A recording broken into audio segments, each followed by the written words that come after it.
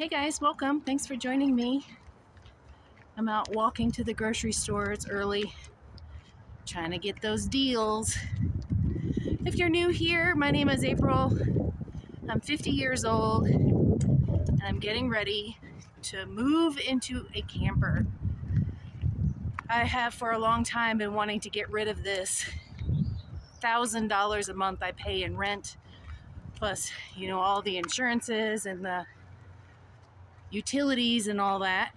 I recently got my lease renewal notification from the management company. My lease isn't up until June, but they want to know now whether or not I plan on staying. I've lived in this apartment for 7 years. It's the longest I've ever lived anywhere in my entire life. And it's okay. It definitely has its perks compared to some of the other places that I've lived. But I really want to reduce my expenses, and I've wanted for a long time to own a piece of property and have a more self-sustaining lifestyle. I've been waiting for my adult son to get on his own 2 feet before I could do something like this, and it recently happened. So now is the time to do it. But I've been thinking a lot about all of the different variables that come with living in a camper. And that got me thinking about all of the things that I currently do not have in my life that other people do. Some modern conveniences. So I thought today I'd do a video about all of the modern conveniences that I don't have, that I live without. Now, obviously, the biggest one that I can't remedy with living in a camper is a hot shower and a private bathroom. I have lived in my car multiple times as an adult. If you've seen other videos of mine, you may be familiar with the fact that I am no contact with pretty much all of my family and have been for almost all of my adult life. So I don't have any kind of support system to fall back on. And as a single mom, kind of trapped in a small town area, my job opportunities have been limited, and the expense of taking care of 2 people on one person's salary. In my case, for most of that time, I was either bartending or waitressing. It wasn't until I was 40 years old that I started my first career as a teacher.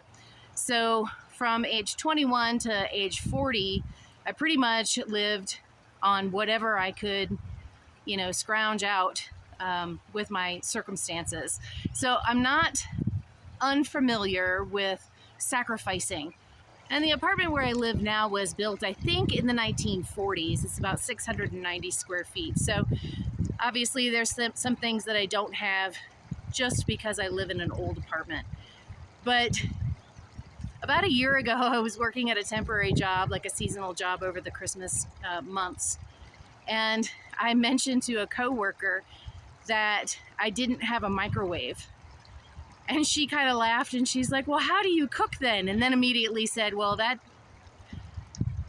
that's a telltale sign that I'm a millennial, right? And agreed. But no, I don't have a microwave when I'm cooking. I either cook on the stove or in the oven. I do drink tea, and I heat my tea up in a kettle on the stove. Some would say that's the proper way to do it. But yeah, I don't think I had a microwave in my house until I was a teenager. My stepmom was relatively the same age as me, and she cooked everything in the microwave when I was a teenager. And then when I went out on my own, I did not have a microwave until my son was old enough to buy one for himself, and he had one in the house. And then most recently, when he lived with me, he brought in an air fryer, which, yeah, they're both kind of convenient, but I don't necessarily like the way they cook food. So I'm kind of sticking to my old ways. So no, I don't have a microwave. And I suppose I could have a microwave in a camper given the right power source, but I don't cook with one now, so why would I cook with one in a camper? Not only that, but as a single mom, the only time we really went on vacation was when we were camping. I mean, I worked for a hotel for a number of years and I got discount hotel rooms. So I would take my kid from time to time to stay in a hotel, but mostly we were camping. And I always cooked either on an open flame or on a little propane stove. So I don't see why I can't do that living in a camper.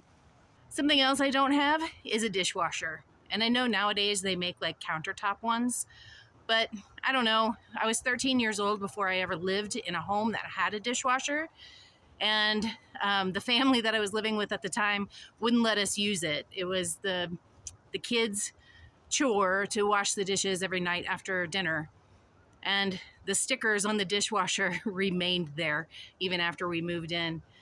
Years and years later, I went to visit this family, and they were living in a brand new home, and it was the same case. They had a dishwasher, and the stickers were still on it. It had never been used. So, and not only that, but as a single person, it's not really worth it to run a dishwasher. I just wash my dishes as I go. I can live without a dishwasher. That's not a big deal for me. Something else I don't have is a washer and dryer. I think in the 32 years that I've been living on my own, I've only had a washer and dryer for maybe 4 of those years. Now, when I moved into the current apartment that I'm living in, there were a washer and dryer in the apartment when I moved in. However, the lease stipulated that if something happened to them, I would be responsible for the repairs, and wouldn't you know, they never worked. So those are gone now, and I use my washer spigot to run the hose into my backyard because I don't have an outdoor hose bib. So I can do without a washer and dryer. I go to the laundromat. It takes only an hour to do all of the wash all at once. And now that I'm single and I don't have any kids living at home, I have even less. And so most of the time I just wash them up in the tub, hand wash them after I wear them or when they need to be washed. And then they get hung up on the shower rod to dry. And in Colorado, the air is really dry, so they dry pretty fast, except for in the winter when the humidity is a little raised. Yeah, and that doesn't bother me at all, not having a washer and dryer. I don't mind going to the laundromat. I feel like it's faster, and it's probably less expensive if you count in the amount of electricity that would be used to run the dryer and the gas used to heat the hot water for the washing machine. So that's not a biggie for me. Something small that I don't have is a toaster. I have had a toaster in the past. I don't toast a lot. So when I do need to toast bread, I do it under the broiler. I just turn the broiler on, flip my bread over, when it's optimal toastiness. And I don't know, it doesn't bother me. I'd rather have counter space than a toaster. Although I think if I'm living in a camper, I'm going to want to have a toaster oven because I can cook a meal in it just for myself. I recently was at a friend's house who had a special type of toaster. I think she called it a Ninja, and it can also be used as an air fryer and a dehydrator. So I'm going to have to ask her more about that because it sounds like something I might like to have. I also don't own a coffee maker. I make my coffee in a French press. Tomorrow I'm going to use my coffee grounds to water my blueberry bush because it does prefer acidic soil. So, and whatever coffee grounds I don't use for that, because it only needs to be done once a month really, I can put it in my compost bin. I save on filters. I don't need to use filters, and I only make as much as what I'm going to drink, which is about 2 cups. I have about 2 cups of coffee almost every morning if I'm not drinking tea.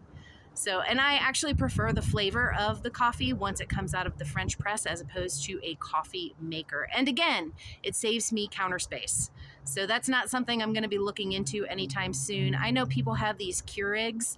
I stayed with a family a couple years ago, and they had a Keurig, and I made a couple cups of coffee, and then I went to replace the cups.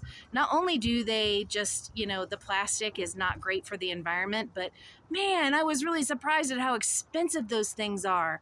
So it's wasteful and expensive. So I got one of those refilling cups, one of those little refill basket things that you put in, and I left it at their house, but I don't think they probably ever used it. So French press. That's how I like my coffee, and that's probably how I'll continue to make it. So getting into some of the digital technology that you see in modern homes these days, I don't have any of that stuff.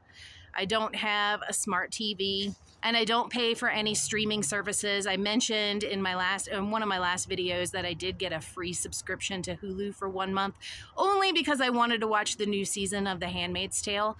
And then after that, I watched Homestead Rescue, which I found really interesting. And then I lost interest in the whole thing and I didn't even use it. So for the entire month that I had the Hulu subscription, I only watched it for, 2 weeks on and off, and then I wasn't interested anymore. So I don't pay to watch TV. I have an antenna and I get local channels. Of course, I think it's silly to pay to sit around and not do anything. I'd rather be outside. Of course, I live in Colorado, so there's always a reason to be outside. Get some exercise, and at my age, I really need the exercise because the weight is creeping up. So I don't pay for television, and I don't have any digital instruments controlling my home. I don't think it's necessary, and it's not something I ever would want to have in my house. I feel like the more electronics you invite into your house, the more you're inviting unwanted strangers. So for a while, when I was using my phone, I noticed that advertisements were popping up for things that I had only thought about. I hadn't spoken about it out loud. I hadn't done any searches for these items. I was just thinking about them. And that kind of creeped me out. Since when did technology become intuitive? It's a little, science fiction, a little too dystopian for me. So I don't need to change my thermostat on my phone. I don't have a Ring doorbell, that videotapes stuff. Of course, some really funny videos have come off of these Ring doorbells, and I can see where they would be beneficial living in certain areas, but I don't have a doorbell at all. And I don't know. Maybe those things will change when I move out into the country and I'll want to have more video cameras on site. But right now, it serves me no purpose other than inviting unwanted strangers into my home. Maybe someday I'll have a use for those things, but as of right now, it would be pointless to have something like that. Back in 2019 into 2020, I worked as a personal shopper at Whole Foods for Amazon. And for the Christmas that year, they gave us gifts, and I got one of those Echo Dots. I never even took it out of the box. I immediately listed it on Facebook Marketplace and sold it. I don't want anything like that in my home. I don't want anybody listening in unless I choose for them to be listening in. And those kind of things really creep me out. I don't have a use for it, and I don't want it. I don't want that in my home. I also do not have a smartwatch, and it kind of annoys me when I see people wearing them, because how connected do you really need to be? I can understand if you have kids that need to get in contact with you all the time. Maybe that's one of the reasons why people have them, but I don't want to be connected. I don't even have email alerts on my phone. I don't want people being able to get in contact with me anytime they want. And it really reminds me of when I was a teacher and students would email me in the middle of the night. And over the course of the evening, like every hour, I'd get more and more aggressive emails from the same student. Like, I'm supposed to answer them within an hour. No. When I'm off the clock, I'm off the clock. My contract says 7:30 to 3:30. And outside of those hours, yeah, I'm going to work. I'm going to be doing planning and grading and modifying and all that stuff. I don't need to be answering emails from students too. Not only does it teach them that I have boundaries, it also teaches them that they should have boundaries too. It's like, I never assigned homework when I was a teacher because, first of all, they never did it. But secondly, you need to have a life outside of your work, and school is considered work. So them emailing me in the middle of the night was not going to fly. So no, I wouldn't want to have a smartwatch where people can get a hold of me.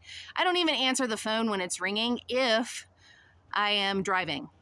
No. I'm not going to be on the phone while I'm driving.